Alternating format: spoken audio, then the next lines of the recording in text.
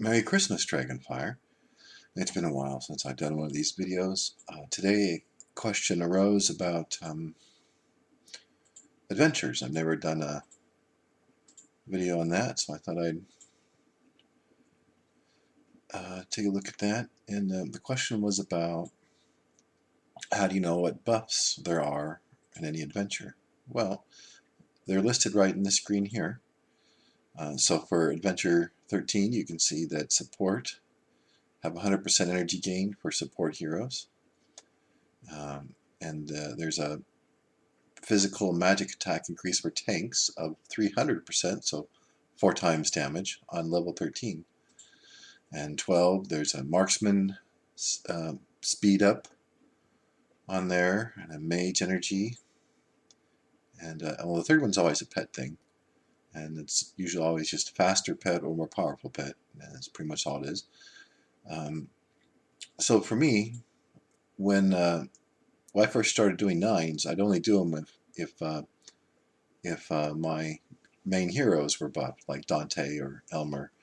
Otherwise, I'd get killed, right? And even with the buffs, I'd get killed. Eventually, when I got strong enough, I got to a point where whether I did a 9 or a 10 or 11, each day was based on what buffs there were in each one. Now I'm at a point where I can do 11 no matter what the buff is, because my magic team and my physical teams are both strong enough now to succeed. So now I'm going to do a 11. So this is a faster tank and faster healers. So it's not the best buffs for me, but my Aurora is my number 2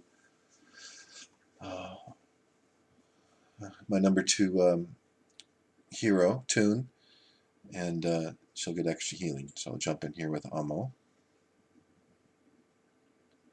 And so for these, when you pick your team buffs, you should pick the one that buffs your main hero. So for me on this one, it's going to be Aurora, since she's double speed, right? Isn't that what it said? Or I can't.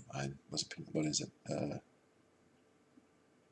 Well, faster Aurora. Well, she's gonna be faster, so I want to continue to buff her. So I'm gonna get magic, and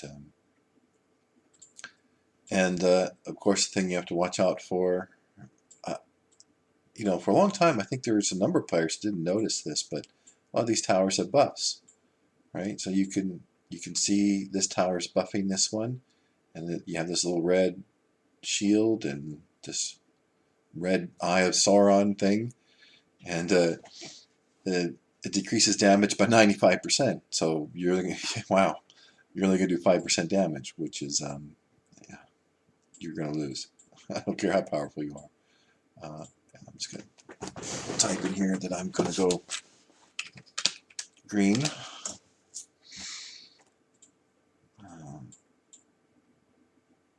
Let's see. So the other way you can tell when you're picking your heroes, you're selecting them, you'll see that some of them have this little clipboard or calendar thing there, whatever that is. Well, that tells you that that hero has a buff.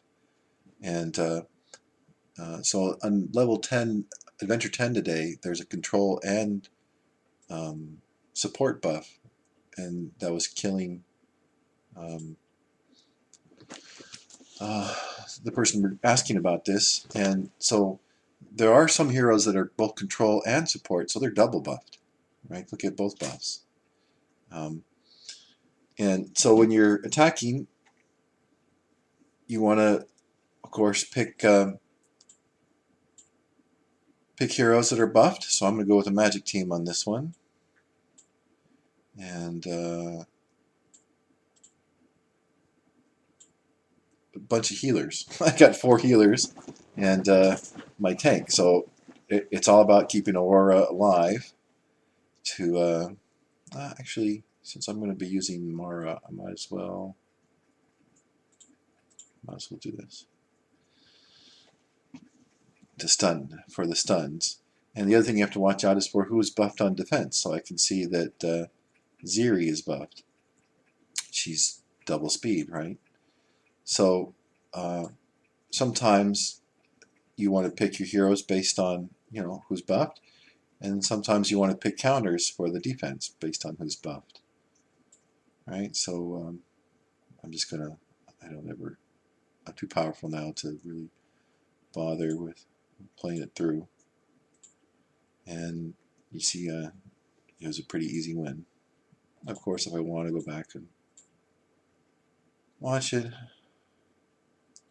I can. So eventually, when I start doing Adventure 12s, when I'm powerful enough, I'll just do it only when the correct heroes I need are buffed. So I'm gonna beat Ammo there. I'm gonna decrease the damage. So later when I fight the boss, that'll help. So again, here, Jabba the Hutt is fast, and Morgan is faster too, although she's not really much of a problem.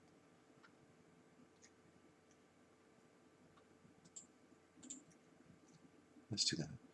Dorian's has some damage capability.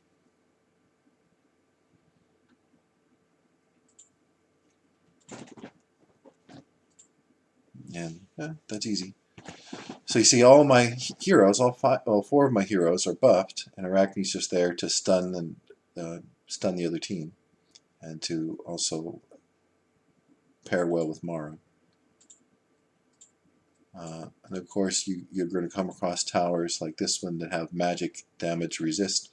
So I'm using a magic team, so I don't want to use my magic team against these guys. I want to use Dante and my physical team. And Ammo sent me a message.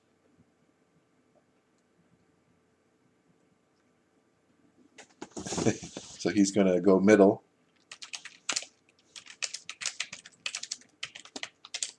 And he's smoking. So, yeah, so that's just those are things to be, of course, aware of as you're going through adventures. And like I said, the main thing to kind of pay attention to is that you can see on the defense who's buffed just by looking for that little symbol up there, that little calendar thing. And sometimes you need to counter accordingly. Like for this one, these tank guys have a lot of armor, right? So if you use a physical team, you're not going to do a lot of damage because they're both going to be pumping out. Both of these two tanks are going to be pumping out armor, artifacts, and not only that, but Astaroth is going to be he's going to be ulting twice as fast, twice as often, and giving that defensive boost. So a magic team will destroy that because armor doesn't stop magic. Of course, he has a Isaac there, but I only have one mage, so it's not really a problem for me. But it's buffed. They increases damage by 250%. So of course, if I attacked it with that buff, Kayla, she seems to do a lot of damage, and she probably ripped my head off. And Artemis actually can do damage, but she's super buffed like that. Let's see, is there anything else I should mention?